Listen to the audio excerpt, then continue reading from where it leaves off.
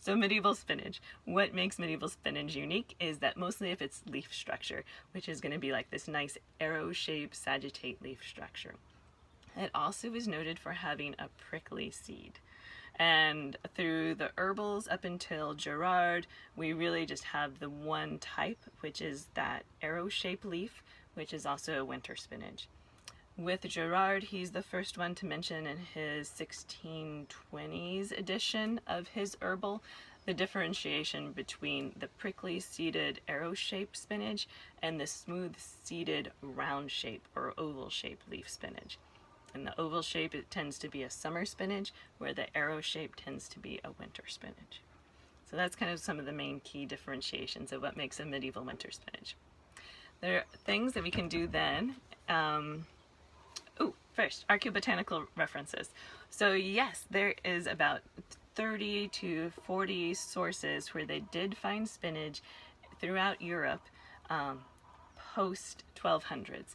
And actually this last winter, so November 2019, there was a new paper that came out. It was very exciting, and there are finds of spinach, and most definitely spinach seeds, from southern France in the 1200s. So, or actually the 1200s, 13th century, which is really cool. There's also some other finds that take it further later within time period and further north. This is kind of one of the earliest ones, and within southern France, which makes sense because spinach, kind of espinach, came up from the Middle East area, so, and the Fertile Crescents. So anyway, onwards. So the Good Housewife Guide has this lovely passage about how to plant your spinach. Number 30, nota, that you will need to sow green vegetables from April to St. Mary Magdalene's Day, which is July 22nd, and Lenten greens, which are called chard, in July through St. Mary Magdalene's Day, but no later. Item, spinach. As for chard, when they sprout above ground, they must be transplanted in rows. So some really fun things to note here is that, one, you need to get your spinach in the ground and seeded before July 22nd, or St. Mary Magdalene's Day, which is a key indicator that they're utilizing spinach for a winter crop in their gardens. Also, it's really nice that they specifically call out transplanting their seeds, and which they do this for spinach, but they also do it for a lot of other vegetable crops, especially the coleworts, where they'll start their seeds in a little special baby nursery hotbed, perhaps, and then once they get a little bit more developed, then they'll move them into their larger garden. And I love to do this with spinach and my coleworts as well, because I have a huge slug problem, and so getting them up to size and then putting them out into the garden is one way that I can avoid that. So with that, what is left to us in our modern day seed selections that we can utilize to try to mimic a medieval spinach? There is one that is super cool and super old, which is this Galilee spinach. It has a very strong prickle. It also has that really strong sagittate leaf shape. With the older heirloom varietals, especially when you start talking ones this old, that you see a lot of domestication syndrome traits not present that we depend upon, which means is that throughout the course of selection of a vegetable, quite often they're selected for traits that make it easier and more adapted to our gardening techniques. And whether they be something that we're doing pre-industrialization or now that we're here post-industrialization. Some of these older heirlooms do not have those traits that blend well with modern gardening practices, so they can be a lot more finicky. And this one is just like that. It's really easy to bolt. It's not very heat tolerant. It resents being transplanted, and so it's just a grumpy little grouse.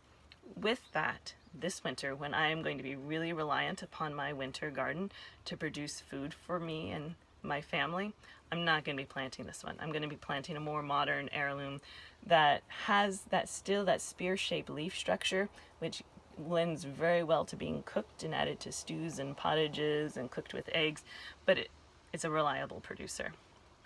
And so with that, it's going to be things like the Amsterdam prickly seeded spinach is one. Also, Viriflay is another one. Gigante dell'Inverno, Giant's Winter, or Winter's Giant. And then there's this other one called Okame that I just stumbled across, and it has a really nice strong leaf shape, and it's a hybrid, but it does have the same taste and texture as some of our more heritage spinach, but it still produces very well. So we're talking about a prickle seed. What are we talking about? And here is an example of that. And so this is that Galilee that has a really strong prickle and has that really strong sagittate or spear-shaped leaf shape. And so hopefully you can see that if it's focusing in on that. So really strong, they almost look like baby little Sputniks. One of the cool botanical geek factors about this is this actually isn't a seed that we're looking at. This is the achene, which is a surrounding body of the seed that lies inside. And this is key when we're looking at some of the archeobotanical references, because this hard prickle shape doesn't necessarily survive well within the waterlogged soils and some of the other sites that seeds tend to be preserved within.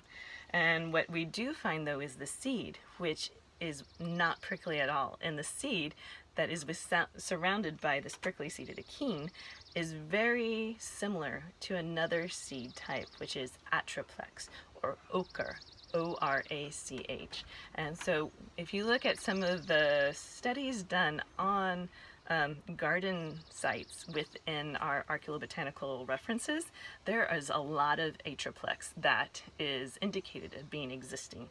And so now we're kind of thinking, especially Charlotte Hulleton and Marie-Pierre Ruaz, who made this, who wrote this beautiful paper and did amazing research.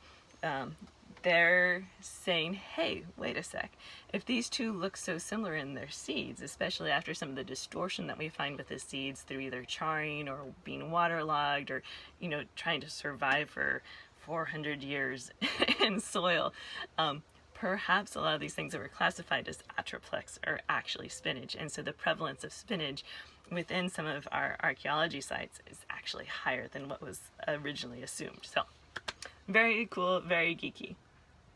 All right, so another fun thing to note with like the Good Housewife Guide is they mention specifically planting it in late July, which is a key indicator that they're utilizing it for producing vegetables in the winter, which is cool. So with that, how would we go about planting spinach? I have already done so.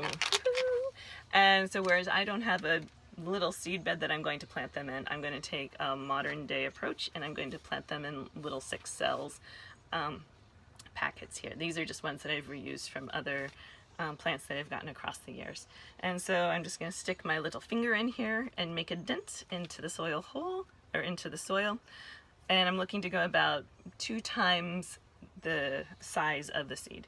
If I was planting them in the garden ground, I would use my dibbler. The Honorable Lord Nemo Magnus made this for me out of walnut on his spring lathe. It's beautiful, I love it. And so with that, you know, you just kind of dibble into the ground there and make a nice little hole. And then I would take, come here, 1 or 2 seeds.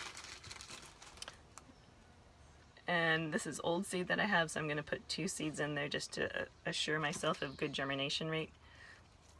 Cover it up, and then water it in.